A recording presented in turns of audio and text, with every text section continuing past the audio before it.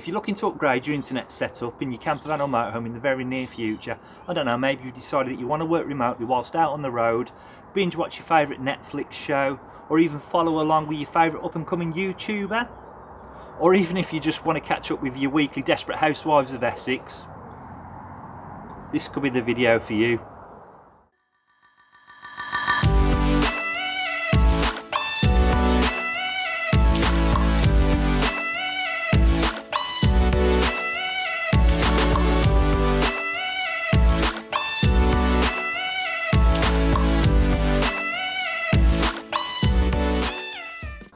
Hey everyone, and welcome back to the channel. So in this video we're going to focus on our solution for internet on the road. I like to think that our mobile phones will be more than up to the task in most circumstances for our internet needs. You know, using it as a hotspot, piggybacking all your other devices off it. But what do you do when you're in the back of beyond, you're off the beaten track, you're out in the forest, you're up in the hills, and you've got a spotty connection or none at all?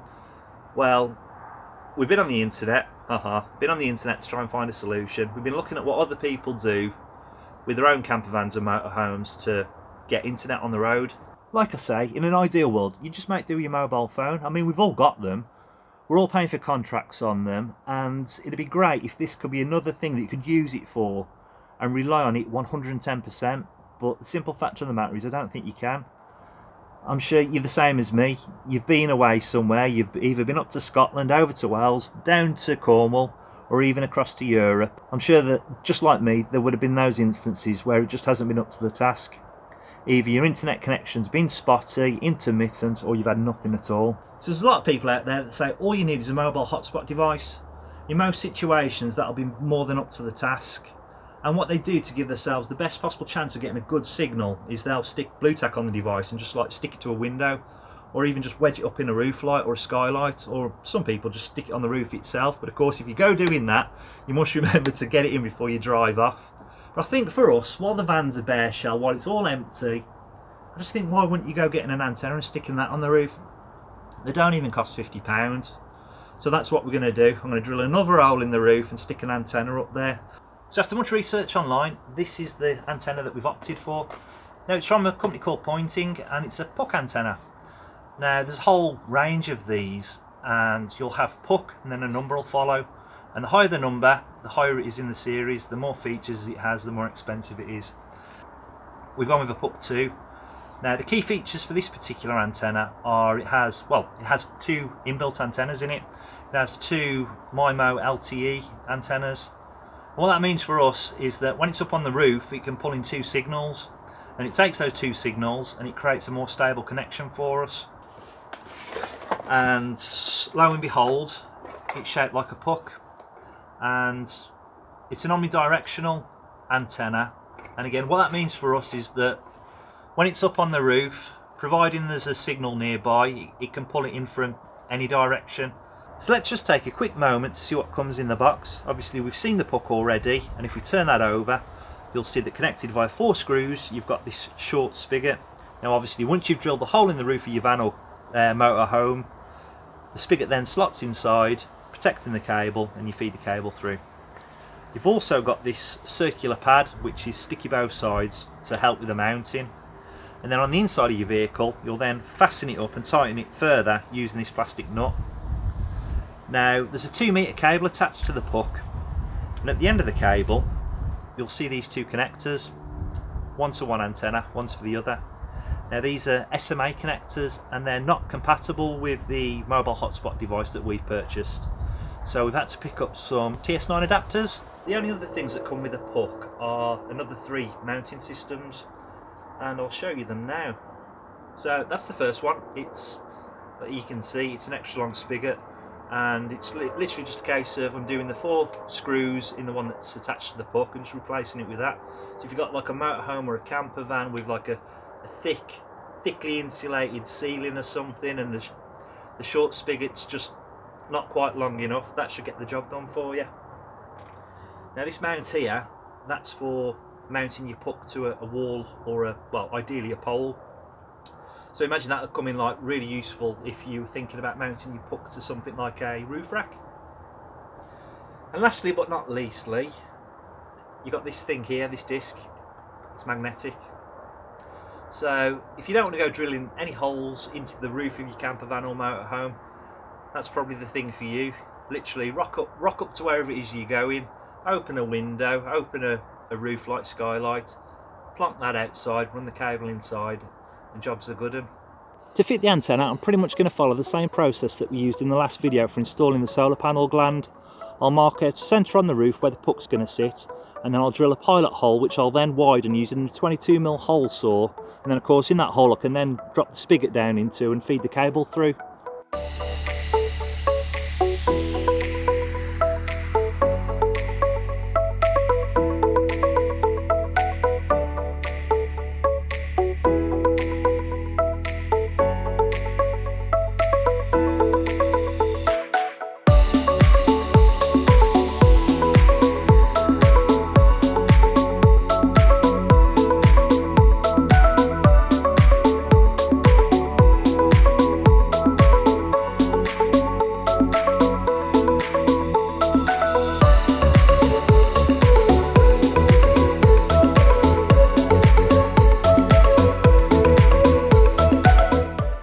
The surface of the roof too narrow where the puck was to be mounted, I packed out the sides using mastic tape before running a bead of PU40 all around it.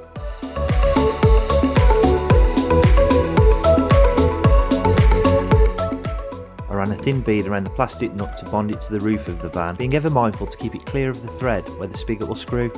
I wanted to make sure that the nut remained in place and wasn't going anywhere.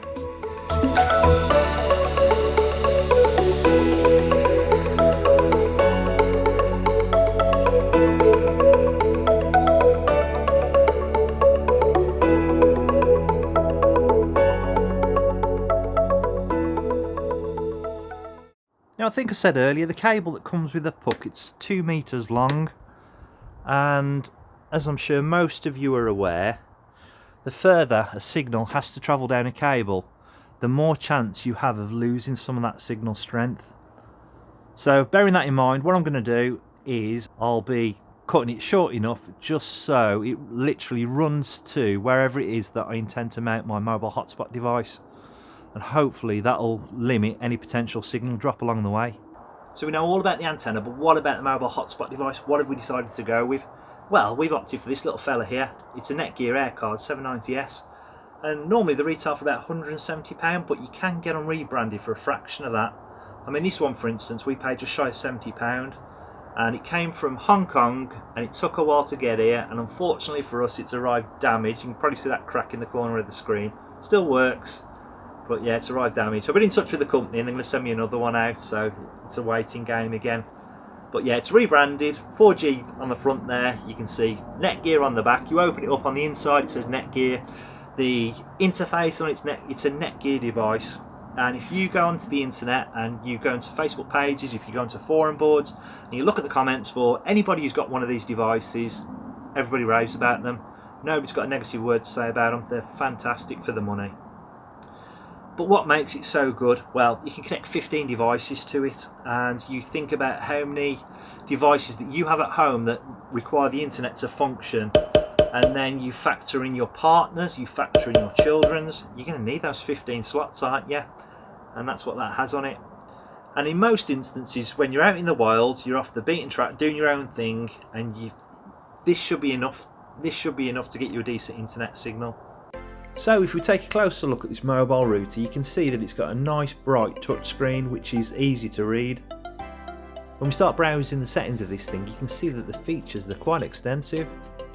So in terms of speed, this thing's quite nippy. It can achieve speeds of up to 300 megabytes per second and uploads of 50 megabytes per second. Now I'll talk more about the external antenna shortly, but before I forget, I want to point out that Netgear claim that the use of an external antenna off the beaten track can see internet speeds doubled. Now unplugged, the battery on the 790S will last you between 10 and 11 hours. And if you decided to take this router up a mountain, you can utilise its power bank function to charge your other devices. One brilliant thing about this little Netgear is you can download an app for your phone and actually control it via that. Now back in 2016, when this was a new kid on the block, it was arguably the best mobile router on the market at its time. But even in 2020, with its easy user experience and performance against price point, many still argue that you can't go wrong with this thing. And for those moments when you can't get a signal, hopefully that's where the antenna is going to come into play and help us out. And it's like I said to you before, the SMA connectors for the antenna aren't compatible with the Netgear. You have to buy an adapter, and it's a TS9 adapter. Now they come in many wonderful shapes and sizes. I mean, most of them just screw on the end and then screws directly into the bottom, but as the ones that we've opted for, it's got like a flexible cable on it, and the actual TS9 connector at the end, it sits at 90 degrees. My intention being that the cable will come down the wall, and then that end there will literally just stick out the end of the wall, and then the Netgear will nestle neatly on top of it. Now you've seen how easy it was to attach the antenna to the roof of the van. Now the only other thing we need to do to hook this whole system up is literally connect the two SMA connectors to the TS9 connectors, which you just have to screw it together. It couldn't be any easier than that. Screw those together, and you take the TS9 side of things and you literally just plug them into the bottom of your Netgear Aircard, like so, he says, and away you go. And granted, it's not trialled and tested by our own hands personally, but just looking at other people's reviews tells us that we're onto a winner. So yeah, that's our solution for internet in a camper van. And you're probably saying, well, what about a SIM card? Where's your SIM card? I haven't picked one up yet because, as you can see, the camper van's nowhere near completed. It's going to be a while yet before, I mean, we haven't even started on the inside yet. So it's pointless me picking up a SIM card because I won't be using it and it'll just be wasted money. So if, like us, you're looking for your own internet solution for your own camper van or motorhome, I really hope this video can give you food for thought. I really hope that it can help you. Like I said before, we've tried to do our research as best we can, and I genuinely don't believe, for the cost of the antenna, for the cost of the Netgear Aircard, what they both offer as a package, I don't think you'll find better out there. Anyway, enough about internet, enough about exteriors of vans. In the next video, finally, we're going to start focusing on the inside of the van and cracking on with that. So we're going to start the first fix wiring and start running all the cables for all the electrical items. So if that's something that might interest you, please consider subscribing if you haven't done so already. And until then guys, take it easy, stay safe, and fingers crossed we'll see you in the next video. If you enjoyed this video, then please give us a thumbs up, and if you'd like to see more and you haven't done so already, then please consider subscribing, and don't forget to hit that notification bell down below so you know exactly when we put up a new video. Until next time guys, take it easy, stay safe, and we'll see you in the next video.